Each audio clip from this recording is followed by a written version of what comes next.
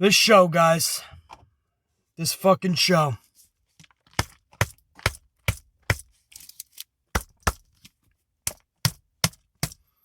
Go home show to Survivor Series.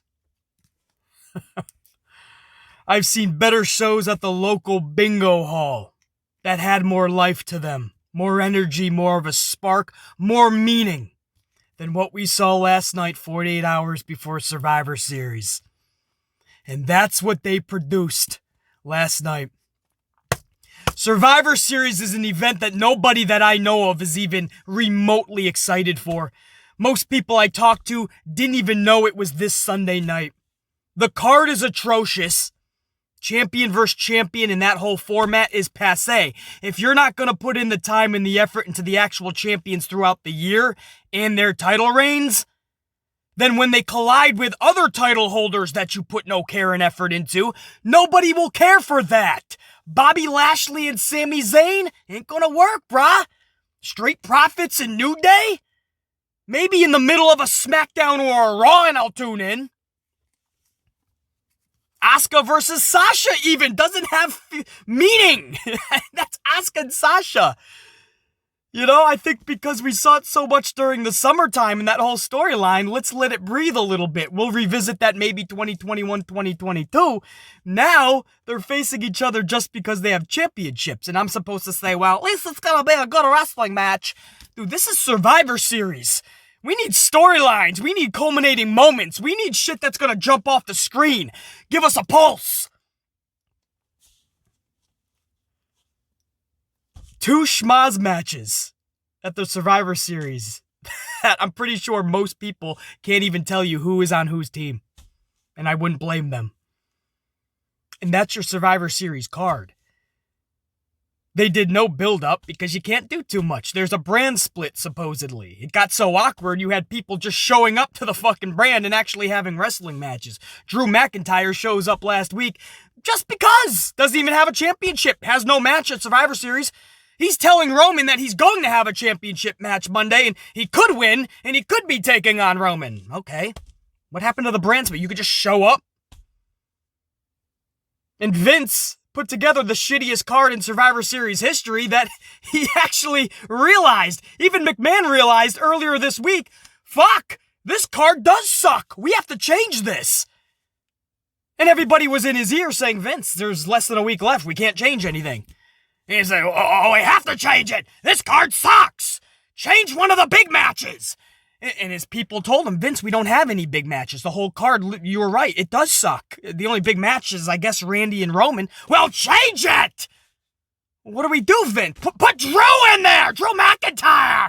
Is he still with the company? Of course he's with, okay, we'll put him in, Vince. And he flips it last second, literally. So where if a casual fan that didn't even watch WWE Raw this week, you don't even know that Drew McIntyre is taking on Roman now. You still think it's Randy. And in the process, Randy Orton looks like a complete schmuck.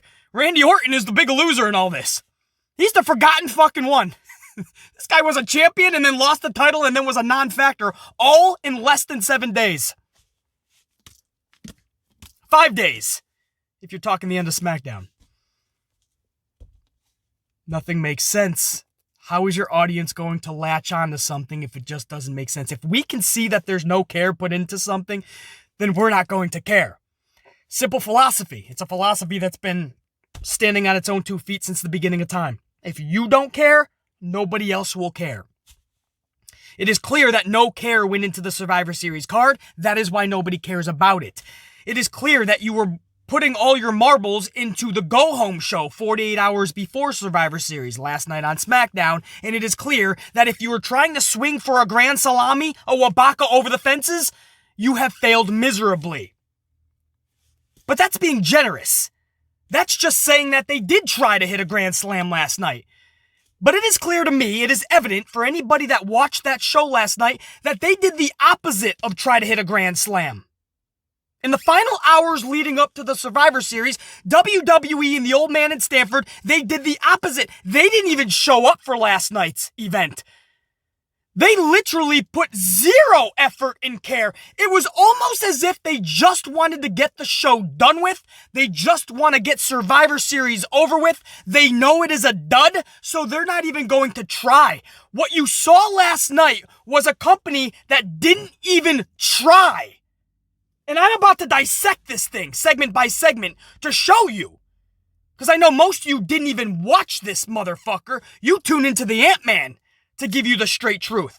And I'm about to, I assure you, as I always do.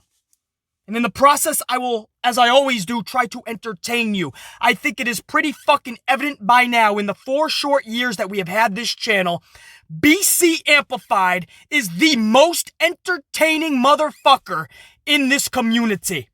And I strive to give you guys entertainment every single time this red light goes on. I try to give you guys what WWE fails to give you. All of the feeling and emotion that you should be getting when you watch a WWE show, and you don't get, but you do get on a BC Amplified video, podcast, live stream. That is what I strive to give you every single time the red light goes on. But for how long can we play this fucking charade? At one point, WWE is going to have to step up.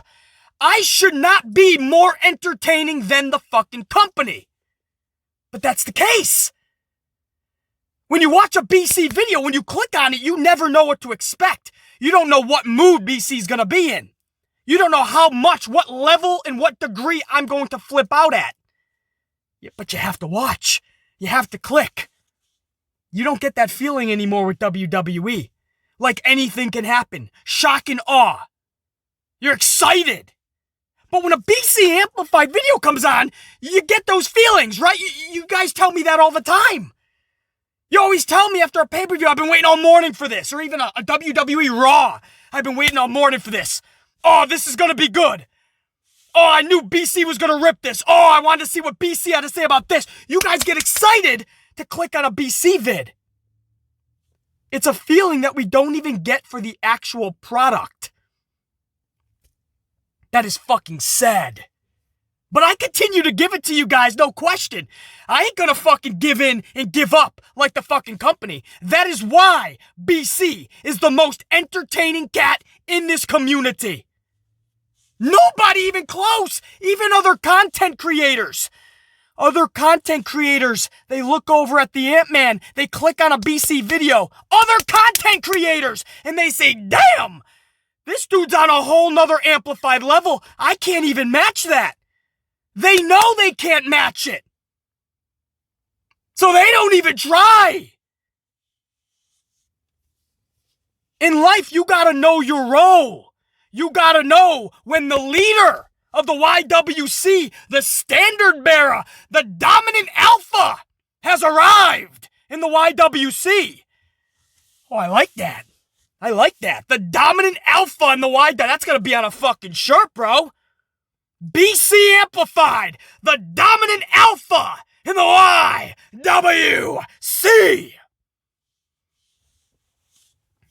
But I will hold the weight of the professional wrestling world on my back, on my shoulders, these massive delts.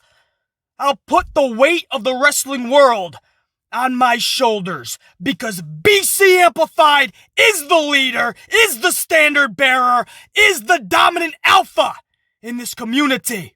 And I will continue to entertain and do the job that this fucking company fails to do night in and night out.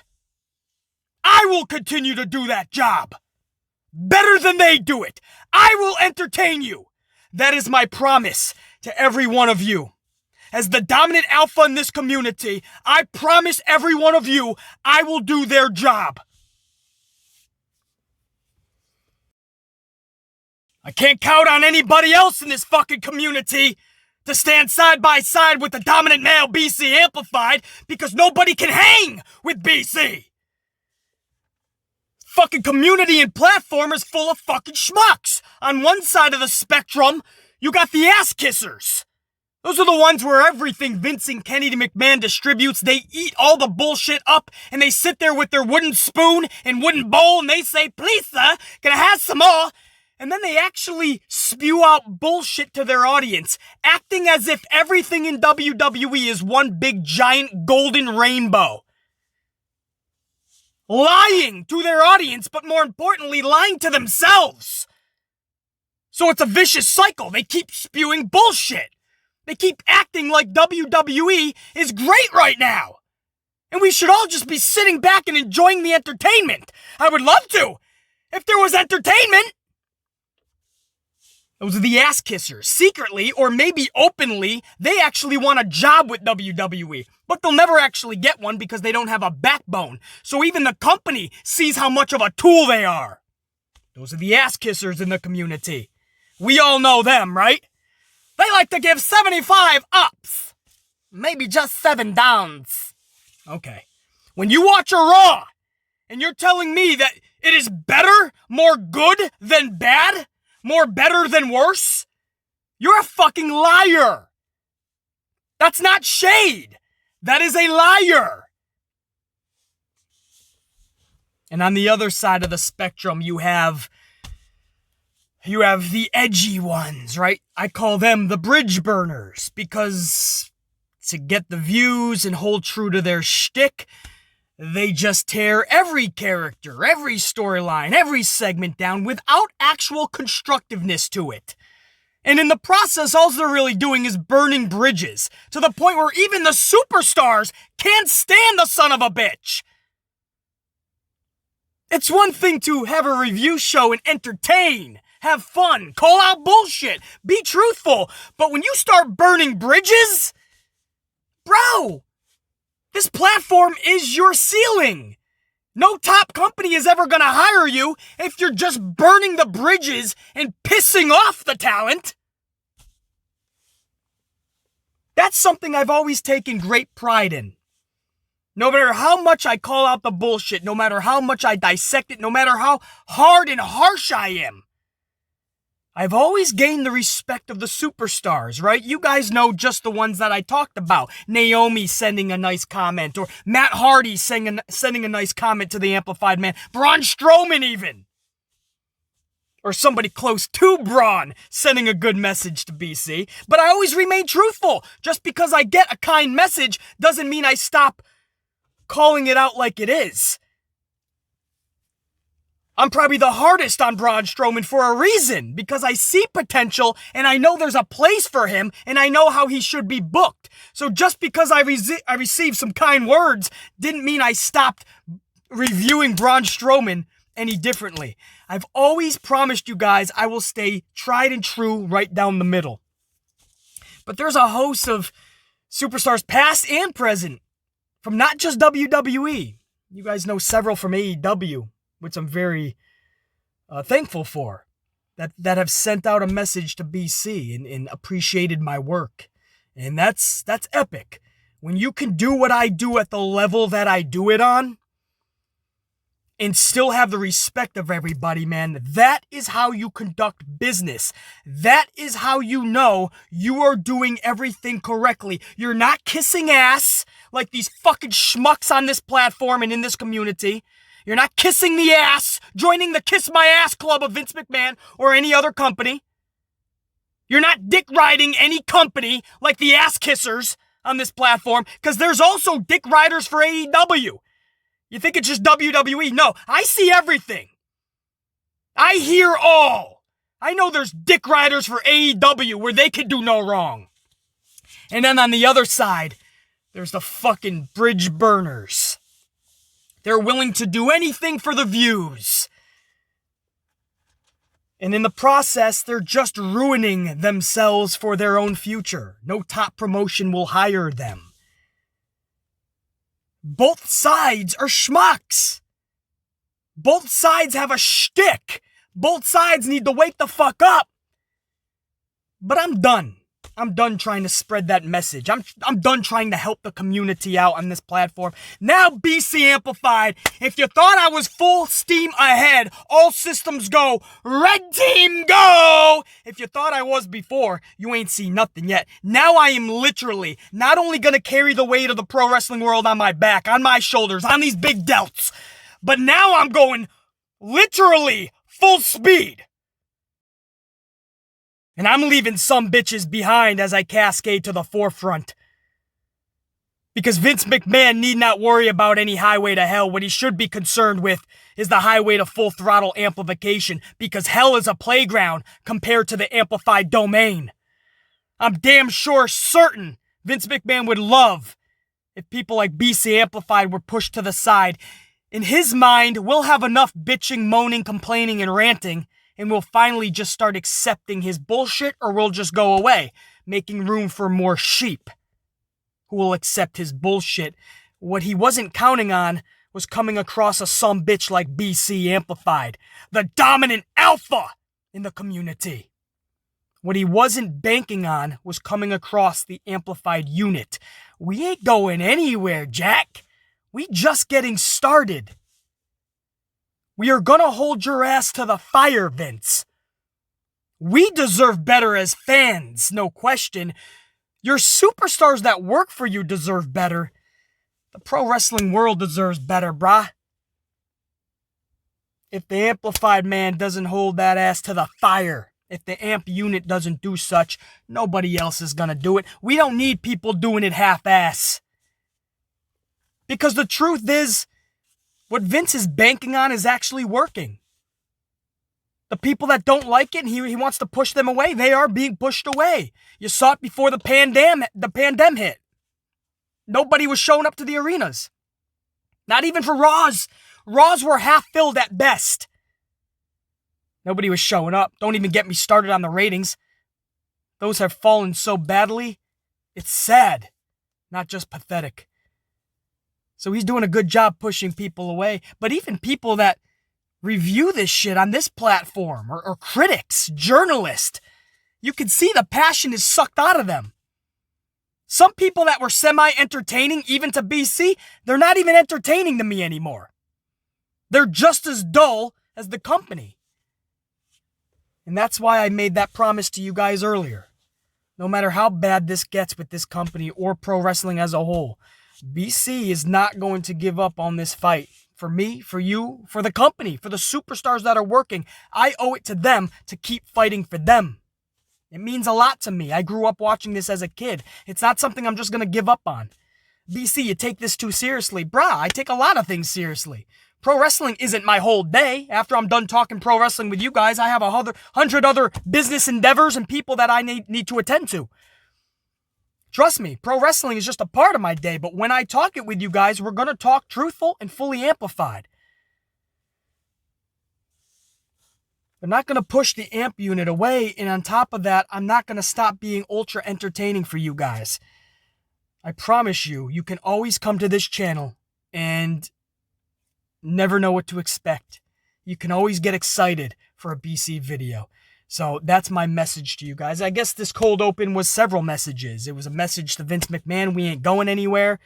And it's a message to all you guys that don't worry. I know it's bad right now in pro wrestling, and WWE especially, but here on this channel, I will continue to deliver for you guys, man. Non-stop. And together, we're going to make this shit right. Unfortunately, but it has to be done, we have to talk about SmackDown last night. The shit show that they produced. A go-home show. And instead of go-home show, man, this was a go right into a wall head first show for me. I literally, after every segment, wanted to just catapult my dome piece right through any cement wall that I came across. And this is a go-home show, man. If that doesn't tell you how badly hurting this company is.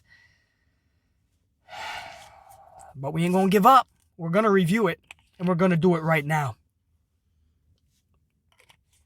Red team, let's go!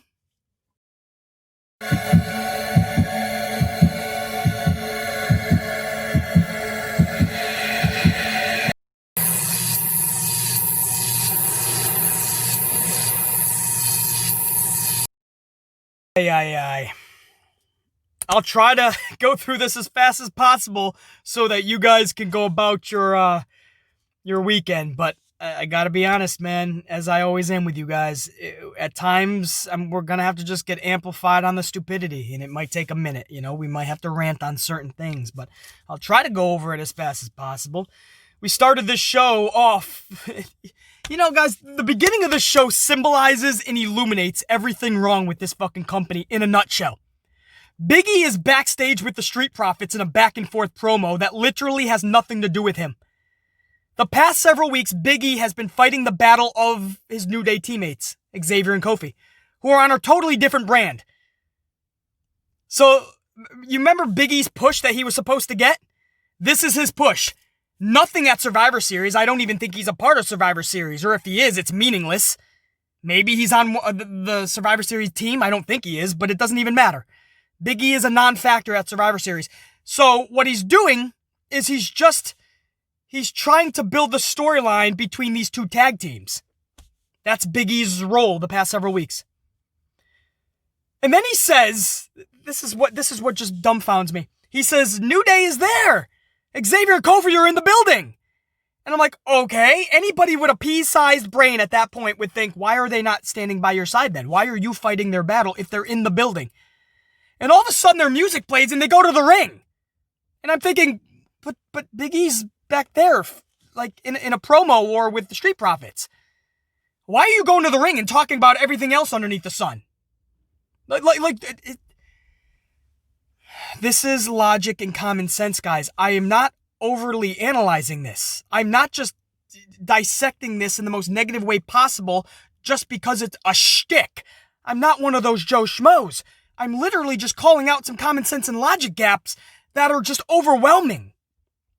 They go to the ring and they leave Big E backstage to spar with the Profits.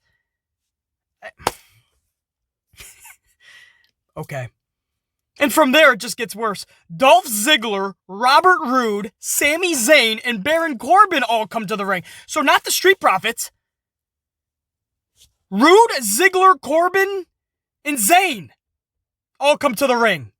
What the fuck? What do they have to do with the New Day?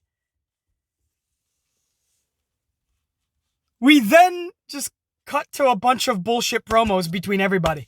Because they try to come up with some crazy, nonsensical scenario as to why they're in the ring. Everybody has this weird reasoning. Zayn's like, I want time to speak, so you get out. Corbin comes I don't even know what Corbin was saying. Why was Corbin down there?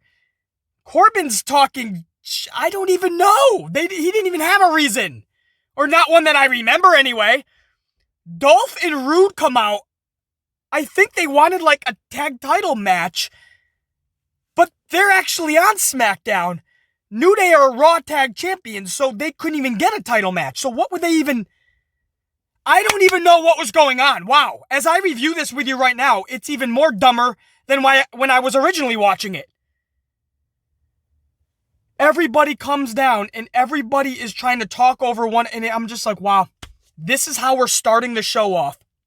On your go-home show to Survivor Series.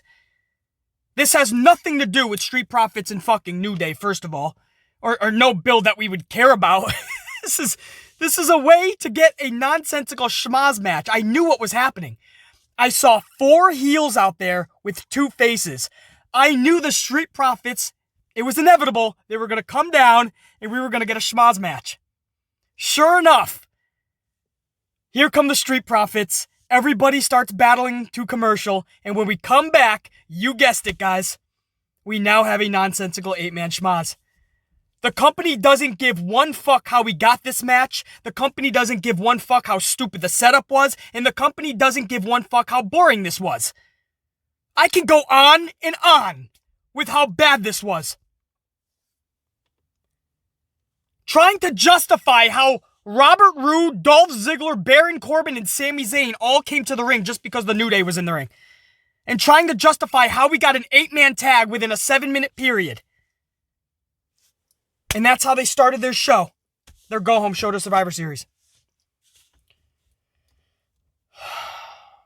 Ford defeats Zayn in this 8-man schmaz, and literally nothing was accomplished. You just continue to wear out multi-man schmaz matches 2 nights before we're about to get a couple of multi-man schmaz matches at Survivor Series. A third of the card is built upon these multi-man and multi-woman matches. So why would you wear them out to the point where we don't care even less? Or we care even less? There is no care! So this is what I mean about nothing was accomplished. You just continue to wear out multi-man schmazes. And on top of that, you just had your IC champion lose a nonsensical schmaz match. Your Intercontinental champion was flat on his back taking a loss in a match that held no meaning.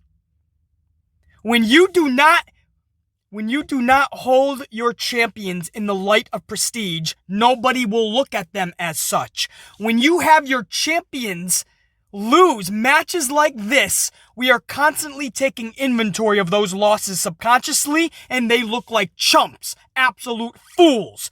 The championship belts themselves lose prestige in the process. That is a champion who just lost an 8-man schmaz.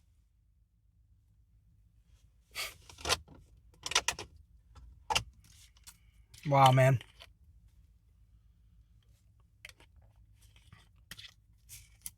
And that took us to the end of hour number 1. You had some weird backstage segments. Seth Rollins cutting a promo on Murphy for the end of the night. You had Otis being... Adam Pearce told Otis he's going to be the 5th member of Team SmackDown. Whoa, what a reveal.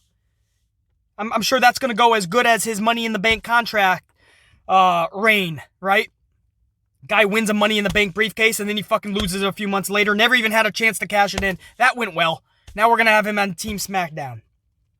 And then there was another segment backstage with Daniel Bryan. And that was weird as fuck. He's being interviewed. Sami Zayn interrupts it. They have a little back and forth. We go to commercial. We think, okay, that's the Daniel Bryan interview. We come back from commercial. They're in a new location. And Braxton is still interviewing Daniel Bryan. We needed a 7-minute Daniel Bryan interview segment over the course of 2 different segments. And that literally took us to the end of hour number 1, guys, where we got ready for this. Natty versus Tamina Snuka. What do you mean you're not entertained? Natty beat Tamina via sharpshooter in about 3 minutes. I think we should be thankful it was only 3 minutes. And Natty joins Ruby Riott, Liv Morgan, Bayley, and Bianca Belair on Team SmackDown. So now Natty is on Team... Wow, that gives me more reason to watch now. Natty is on the team. No joke, that was the entire first hour of SmackDown, guys. A dumbass, pathetic 8-man bullshit fest. And then Natty versus Tamina. Keep in mind, this is a go-home show. To your 4th biggest pay-per-view of the year. And that was your entire first fucking hour. Hour number 2 starts with a contract signing between Roman Reigns and Drew McIntyre. But wait! Why? Why is there a contract signing? It's not for a title. Champion versus champion matches are mandatory at Survivor Series, I thought. That's the whole shtick. Right? Some 5-on-5s and some champion versus champion. It's mandatory. You don't have the fucking option. I don't give a fuck if it sounds like I'm nitpicking. I'm just calling out the bare minimum logic and the most basic of common sense. We're having a contract signing as if something meaningful is actually on the line. Contract signings need to be reserved for matches of meaning. When a title is on the line, that's what you hold a contract signing for. And then you build suspense. There's no suspense here because it's mandatory. The 2 champions are going to collide. We know that. We know the 2 champions collide at Survivor Series. Why are we making a spectacle? That's the creativity that was put into this.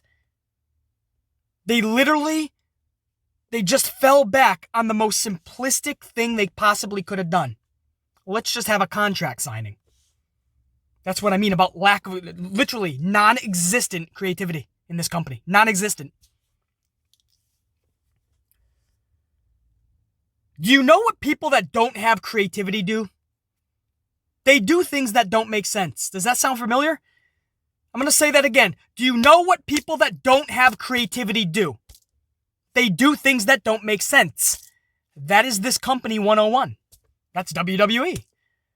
They don't have creativity at all, so they constantly do one thing after another that doesn't make sense.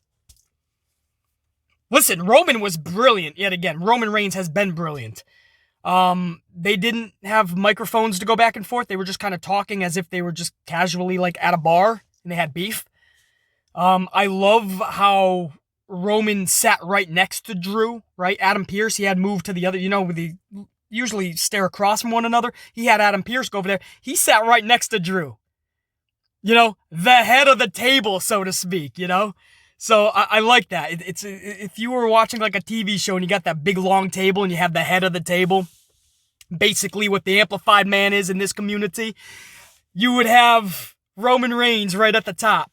And here you have Drew McIntyre like right next to him. I just love that. I love the fact that they didn't use mics. They just did the Roman talking shit naturally, and this is where he's at his best. There was no mic needed. He's better when he's just talking shit. Like he's at a bar. So I love this, man. And Roman was just brilliant yet again.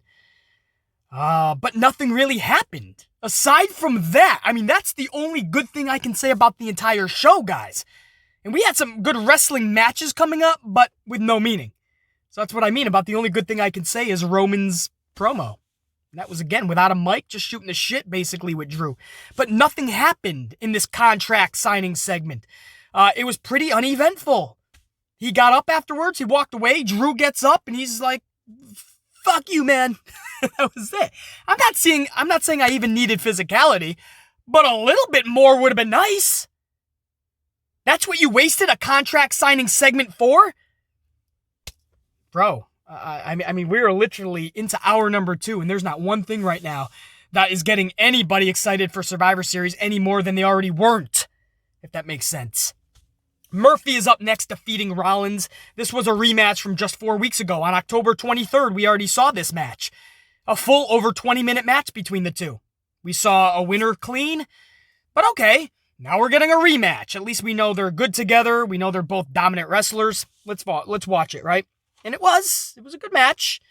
But just like the match 4 weeks ago, this was pay-per-view worthy, and it boggles my dome piece that the old man didn't give these two a chance on a pay-per-view stage, because they've shown a couple of times that they nail it, because they nailed it. It should have been at Hell in a Cell the first time. And if Seth Rollins because Seth Rollins is requesting time off so he can be with Becky. Becky is going to have their child, any week now, right? It's coming up in the next month not even 2 months. I think it's about a month away-ish. And so Seth wants to be with Becky, obviously. So promote this a little better, man. Murphy and Rollins were together for a while. He was Rollins' disciple. And all of a sudden, on October 23rd, they're just wrestling out of nowhere. And then they start building it again. And all of a sudden, they're just out of nowhere wrestling last night. I understand he requested time off, but we could build this a little better. Or wait until he comes back. This could have and should have been bigger than what it was. That's what pisses me off. Of course it was a good match. It's Rollins and Murphy, man. But why on a go-home show when neither of these dudes are anything significant at Survivor Series? Murphy isn't even on the card, I believe, and Rollins is just part of Team SmackDown. Yet this is taking up a bulk of your show. Your go-home show. It has nothing to do with Survivor Series. Sasha Banks and Asuka are up next with a face-to-face interview middle of the ring. At least it's not a contract signing. Why do they not have to sign contracts middle of the ring? I thought that's what we're doing now. Doesn't make sense, man. So they're face-to-face, going back and forth. It's not one of Sasha's best promos. She was a little overdoing it. Asuka was Asuka. I don't know. I love both of them. I'm not feeling this match because there's no real feud right now. They're both playing the role of face, right? Sasha just got over that thing with Bayley, who was the clear heel. So Sasha's the face now. Asuka's obviously the face over on Raw. And together, I've seen them all summer in one-on-one matches, tag team matches, you name it. I'm burned out with these two right now. You know, if you have to have them in the future, fine. Maybe end of 2021 earliest. So here we are getting it again, just thrown together just because they have titles. In BC, it's going to be a good wrestling match. I don't doubt that. I'm hoping for a little bit more right now. I need story. I need definition. I need layers. This just did not land, and you guys know this is a pro Sasha Banks channel. I love Sasha Banks. I also love Asuka. And for this not to land for me, and on top of that, here comes Carmella again, takes out the leg of Sasha, pins her up in the post, and then super kicks her in the face, in the mug.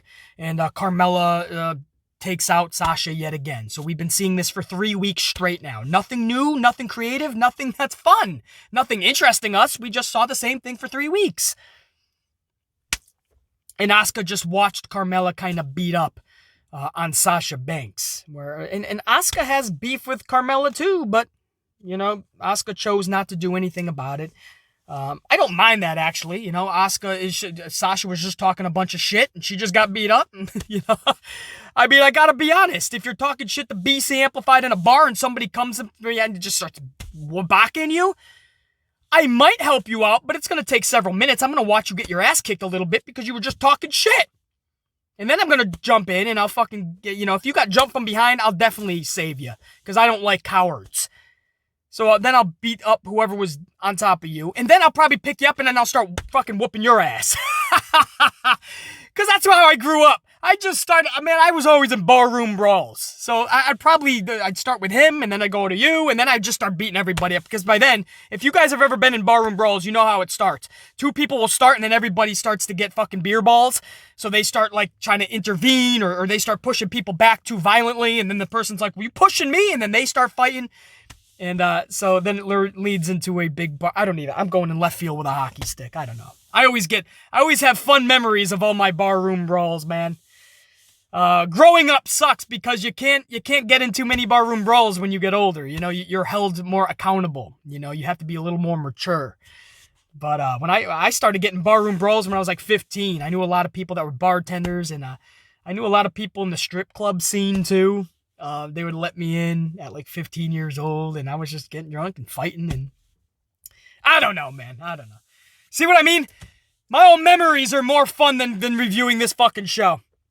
Where was I going with any of this? I don't know. Sasha and Asuka, it didn't click for me. Carmella attacks, so it got even worse from there. The main event was just like Rollins and Murphy. It was a good match. It just didn't have any meaning. D-Bry versus Jey Uso. Again, not a bad match, but it literally served zero purpose for the Survivor Series, which is tomorrow night, last I checked.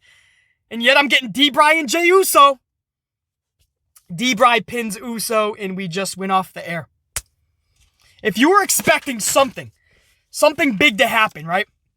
Some big moment. Like, there's been zero build or excitement for Survivor Series. We all can agree on that. So now we're hoping that the last segment of the last show before Survivor Series is going to be awesome. It's going to be something we're all going to be talking about. At least now we're going to say, okay, Survivor Series, man, we gotta see what the fallout is here. Nothing. Daniel Bryan pinned Jey Uso, and we went off the air, guys. 2 nights before Survivor Series. Please tell me what does Jey Uso have to do with Survivor Series? He doesn't. Nothing. I don't even believe he's in a match. Daniel Bryan, please tell me. Daniel Bryan might be on Team SmackDown, maybe? Other than that, he's not and that's meaningless. I don't give a fuck about who's on whose team. Those matches are dumb. They're schmaz matches. They're as insignificant as the ones on Raw and SmackDown when they just throw 4 and 4 on people. Now it's just an extra person. Now it's more of a schmaz. 5 on 5 now. Daniel Bryan and Jey Uso end a show for Survivor Series. How the fuck do you do that, bro? That is what I mean about not caring. Just giving up. Not even showing up. Just trying to get this show done with. And I promise you, I bet you they're going to try that shit at Survivor Series. They probably just want to get that shit done with. It's probably going to be as bad live as it is on paper. It's probably going to be as bad of a show as we just saw last night. No care, no thought, no effort. Let's just get it done. Let's suck up more money. That's Vince McMahon's theory. Undertaker's 30th anniversary farewell. Right? That'll bring people in. I tell you, if Bray Wyatt doesn't attack Undertaker, if this is just like Undertaker just saying goodbye, that is going to be so underwhelming, guys. Not that he doesn't deserve it, obviously, but I don't need him to be the focal point of a Survivor Series to say goodbye to The Undertaker. We could do that in an epic fucking way, give him more time, all that shit. But this card needs a shot in the arm, man. This show needs some type of adrenaline. The Undertaker starting one last beef to one last WrestleMania, that would be fucking cool, man. I think. I know a lot of people are divided. BC, I don't want to see The Undertaker anymore. Give time to the young bees. BC, The Undertaker can't even go anymore. That's bullshit, first of all. He can still go. Only once a year, though. But even if Undertaker comes down the fucking ramp for his long fucking walk and has a 2-minute match, I'll take that, man. Rather than just not seeing The Undertaker at WrestleMania, that just doesn't seem...